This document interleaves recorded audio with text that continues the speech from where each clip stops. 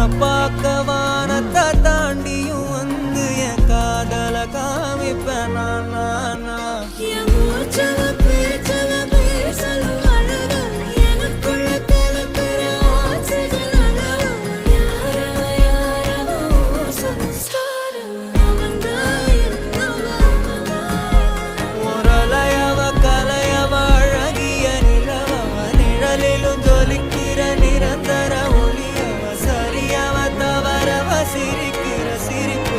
அவதான் காரணமா